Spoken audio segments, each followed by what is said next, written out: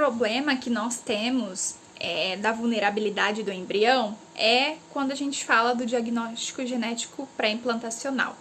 Esse diagnóstico, ele serve para ver qual embrião ele vai ser viável, ou seja, vai ser saudável para ser implantado no útero materno aí, para que esse casal ou a pessoa solteira que está fazendo seu planejamento familiar possa ter uma gestação de um embrião viável, um embrião saudável. Mas o grande problema não é o uso do diagnóstico genético pré-implantacional para selecionar um embrião saudável. O problema é quando isso acontece às avessas, ou seja, uma pesquisa revelou que 3% das pessoas que procuram as clínicas de fertilização nos Estados Unidos, elas procuram para que esse embrião ele nasça com alguma deficiência. E um grande exemplo disso que nós temos é um casal de lésbicas nos Estados Unidos que são surdas e mudas e que procuraram uma clínica para fazer a fertilização para que uma delas engravidasse de um filho que também fosse surdo e mudo. E elas fizeram o diagnóstico genético pré-implantacional e foi constatado que com o material genético de ambas, seja de uma ou de outra, que seria utilizar ali para fecundação, o embrião ele teria 99% de chances de nascer uma pessoa normal, ou seja, sem nenhum problema de surdez e mudez. Mas elas bateram o pé que elas queriam que o filho nascesse com uma deficiência, até que elas conseguiram um doador conhecido que tinha a mesma deficiência que elas e conseguiram uma clínica que realizou a fecundação aí, consequentemente a implantação desse embrião, e elas tiveram um filho surdo e mudo. Então, o diagnóstico genético pré-implantacional, a grande crítica dele são os problemas que ele pode causar. Esse exemplo desse casal de lésbicas que tiveram os filhos surdos, o filho surdo e mudo, é um exemplo de eugenia às avessas, que é quando você seleciona características para que essa criança ela nasça com alguma deficiência, alguma anomalia. E além dessas eugenias às avessas, nós temos também a própria eugenia positiva, que é aquela onde você seleciona o embrião que vai ser saudável. Só que existe um outro problema. Além de você selecionar o embrião saudável, esse diagnóstico ele é capaz de fazer com que a pessoa consiga selecionar características como cor de cabelo, cor de pele, cor de olhos e até mesmo determinar qual vai ser o grau de inteligência, de movimentos motores que essa criança vai ter. Então, o que a gente percebe? A gente percebe que o embrião ele está como se fosse numa prateleira de um supermercado. Que os idealizadores do planejamento familiar, eles vão lá e eles olham aquele embrião como uma mercadoria e dizem assim, olha, eu quero que essa criança nasça assim, assim, assim. Eu estou escolhendo as características A, B, C e D. E essa prática, considerando o embrião como detentor de vida, mostra o quê?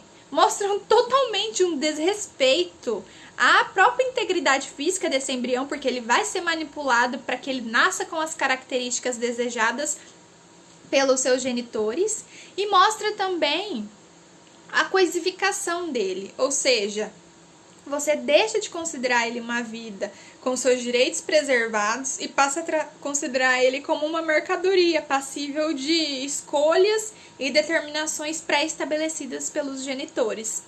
Então, as técnicas de reprodução humana assistida, ela vem mostrando que ela é algo positivo sim para aqueles casais que possuem algum problema de infertilidade ou esterilidade, que desejam aí ter a sua prole. Só que ela também é passível de acontecer a coisificação do próprio humano através do embrião e as atrocidades, que seria você premeditar que um filho nasça com deficiência. E além disso, nós também temos a figura do bebê medicamento, que advém também do diagnóstico genético pré-implantacional, que é para que você escolha um embrião que vai ser compatível com o irmão mais velho que possui alguma doença genética ou alguma anomalia. Então, esses exemplos trazidos para vocês, tanto do casal de lésbica que fizeram um planejamento familiar para ter um filho com deficiência através da reprodução humana assistida e do diagnóstico genético pré-implantacional, a própria escolha de características pré-determinadas, sejam elas a cor de cabelo, cor de olho, cor de pele, a próprio uso da reprodução humana assistida para ter um filho que seja compatível com um filho já nascido que tem alguma doença. Isso mostra que apenas o desrespeito aos direitos do embrião. E são o lado aí assombroso das técnicas de reprodução humana assistida. Além disso, nós temos o descarte e a própria comercialização dos embriões. A resolução 2168 de 2017 do Conselho Federal de Medicina, ela dispõe que não pode existir uma venda, uma comercialização dos embriões, que quem faz a doação aí do seu material genético e fecunda esse material genético em laboratório tendo os embriões, é de sua responsabilidade. E não é para que você faça isso fruto de lucro. E, infelizmente, não é o que acontece aí. Nós sabemos de alguns relatos que vêm utilizando os próprios materiais genéticos, o próprio embrião, para ganho de benefício pecuniário, né? Eu vou ler um relato para vocês que mostra justamente o ser humano, o desejo pelo lucro e o que a coisificação do próprio embrião do nascituro vem fazendo com que as pessoas cometam aí atrocidades. E esse relato que eu vou ler é sobre uma fábrica de sabão que se utiliza de embriões e de próprios fetos para obter gordura animal e, consequentemente, ter produtos de beleza e de limpeza com qualidade. Eu vou ler o relato para vocês e ele diz assim: por quanto o senhor está vendendo? Veja, tenho bebês muito grandes. É uma pena jogá-los no incinerador, quando se podia fazer um uso muito melhor deles. Fazemos muitos abortos tardios. Somos especialistas nisso. Faço aborto que os outros médicos nunca fariam. Faço-os com 7 meses, sem hesitar. A lei diz 28 semanas. É o limite legal. Porém, é impossível determinar a fase que foi feito o aborto quando a criança é incinerada. Por isso, não importa o período que se faz o aborto. Se a mãe está pronta para correr o risco, eu estou pronto para fazer o aborto. Muitos dos bebês que tiro já estão totalmente formados e vivem ainda um pouco antes de serem eliminados. Uma manhã havia 4 deles, um ao lado do outro, chorando como desesperados. Não tive tempo de matá-los ali na hora, porque tinha muito o que fazer. Era uma pena jogá-los no incinerador, porque tinha muita gordura animal que poderia ser comercializada. Naquele ponto, se tiverem sido colocados numa incubadora, poderiam sobreviver. Mas na minha clínica eu não possuo essa espécie de facilidades. O nosso negócio é pôr fim à vida e não jogá-las a começar. Ou seja, esse relato é de um médico de uma clínica de reprodução humana assistida que também comete aborto na Inglaterra. E ali mostra claramente como o ser humano, o embrião, o feto e até a própria criança nascida ali é um mero objeto de comercialização, um mero objeto de lucro. O médico ele deixou claro que não tem problemas algum em fazer o aborto, incinerar e vender esse feto, esse embrião para empresas que fazem sabão e dependem da gordura vegetal para ter qualidade nos seus produtos. Então, o que a gente pode discutir e a responsabilidade civil desses pais que fazem esse planejamento familiar por meio das técnicas de reprodução humana assistida? Qual seria a responsabilidade desses pais?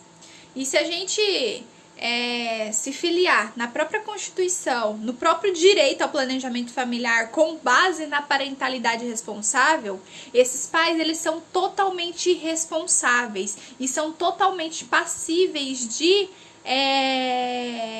processo, de demandas judiciais que venham a puni-los pelas essas práticas. Porque, lembrando que se filiando à teoria que determina que o embrião é uma vida e é detentor de direitos, tais práticas como as lidas e como as relatadas aí no decorrer da aula, elas não podem prosperar. E, consequentemente, esses pais, eles devem ser responsabilizados sim. Então, a aula foi aí para vocês refletirem um pouquinho sobre o início da vida, sobre essa vulnerabilidade do embrião e como o ser humano ele tá brincando de ser Deus, porque ele está escolhendo as características que seus filhos para que seus filhos tenham. Eles estão escolhendo ter filhos com deficiência, sendo que esses filhos teriam total possibilidade de nascer saudáveis. Então a gente vê aí uma total irresponsabilidade por parte dos pais e fruto das técnicas de reprodução humana assistida. Mas a grande indagação da aula não é dizer que as técnicas de reprodução humana assistida é algo maléfico. Pelo contrário, é algo benéfico sim. Lembrando que seja para aqueles casais que possuem algum problema de infertilidade ou esterilidade e que simplesmente fazem a manipulação no laboratório para conseguir ter uma gestação. Agora, quando você se utiliza das técnicas de reprodução humana assistida para que seu filho nasça com qualquer anomalia, a gente já está extrapolando aí os limites do planejamento familiar, a própria parentalidade responsável e os próprios direitos do embrião. Mas para a gente entender também um pouquinho melhor como acontecem essas práticas de reprodução humana assistida, eu vou falar rapidamente para vocês quais são as técnicas mais conhecidas de reprodução humana assistida. E entre as técnicas mais conhecidas, nós temos a reprodução humana assistida homóloga, a heteróloga e a seção temporária de útero e a própria reprodução humana assistida pós-mortem, que na próxima aula eu vou trazer um pouquinho mais aprofundado todas essas técnicas e quais são os problemas advindos dela. E os benefícios também. Até mais!